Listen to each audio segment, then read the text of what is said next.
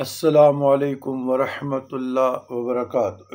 اللہم صلی علی سیدنا محمد وعلی آل سیدنا محمد وبارک وسلم۔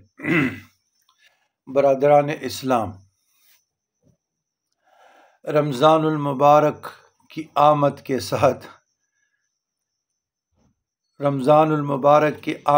ساتھ تراویح کی بحث چڑھنے لگی ہے۔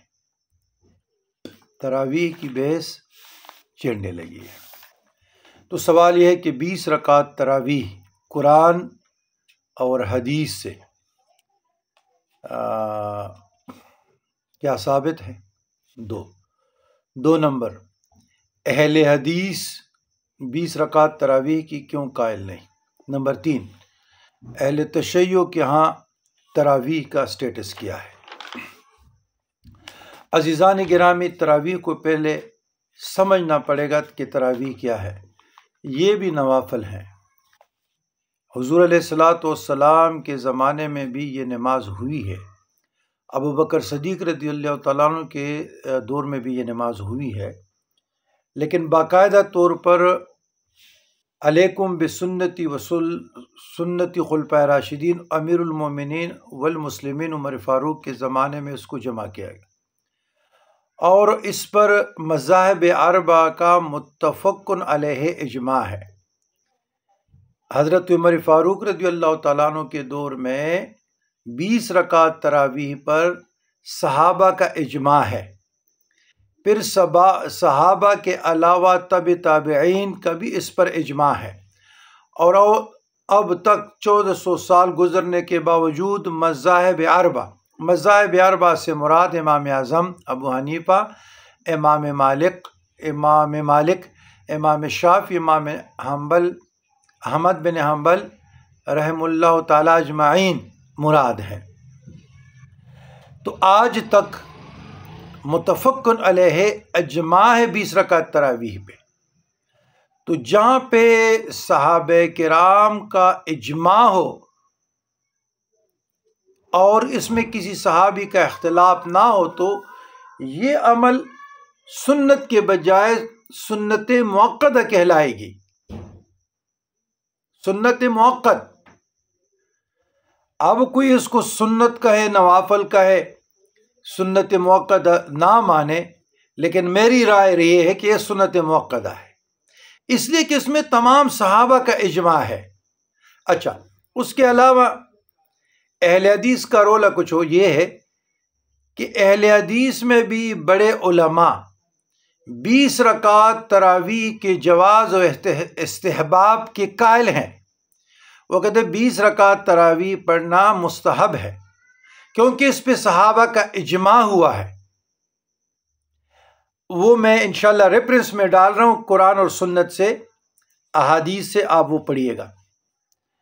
پھر آپ نے قرآن کی بات کی، تو قرآن میں تہجد کا ذکر ہے، قرآن میں قیام اللیل کا ذکر ہے، اور تراویح کا ذکر جو ہے یہ سنت میں ہے، احادیث مطہرہ میں ہے، تراویح ترویحہ سے ہے۔ اب جو سلفی حضرات ہے وہ قیام اللیل کے قائل ہیں، 8 + 3 11 رکعت کے، کہ یہ جو تہجد کی نماز ہے یہی قیام اللیل ہے، اور عشاء کے بعد پڑھے یا بعد میں پڑھے اور وتر ملائی جائے تو وہ اسی کو تراویح کہتے ہیں، یعنی قیام اللیل یا تہجد کی نماز کو ہی وہ ترجیح دیتے ہیں۔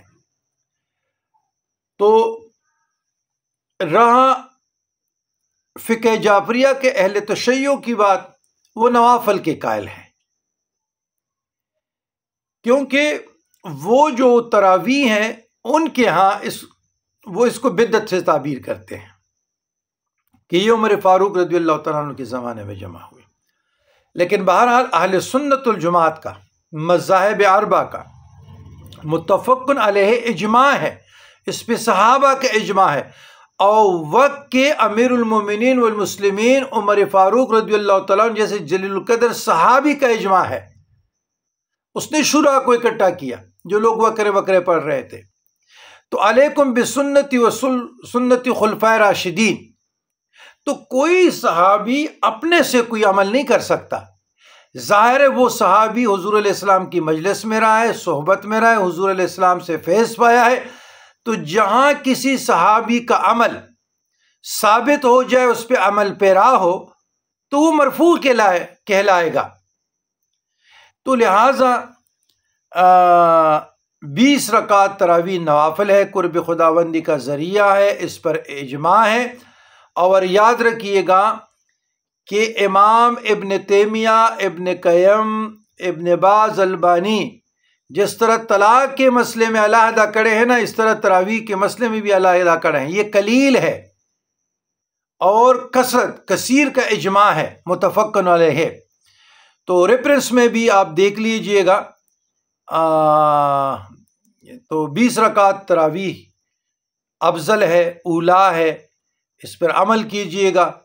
اللہ آپ لوگوں ہمیں توفیق عطا، قرب خداوندی کا ذریعہ ہے، اور جتنا بھی آپ سجدے لگائیں تو اتنا آپ رب کے قریب ہوتے رہیں گے۔ تو میرے خیال میں جو نوافل پڑھتے ہیں وہ نوافل پڑھے، جو تہجد سے یا قیام اللیل سے تعبیر کرے وہ اس پہ عمل کرے۔ اہل سنت والجماعت 20 رکعت تراویح کو ترجیح دیتے ہیں، اس پر اجماع ہے صحابہ کا۔ تو آپ ذوق سے، شوق سے ٹھہر ٹھہر کے پڑھیں۔ 20 رکعت پہ بہت، اگر آپ ذوق سے، شوق سے، خشوع سے پڑھیں تو 1 گھنٹہ کے بجائے 2 لگے، یہی رب کے ساتھ قرب کا ایک ذریعہ ہے۔ اللہم ربنا آتنا فی الدنیا حسنۃ وفی الآخرۃ حسنۃ وقنا عذاب النار۔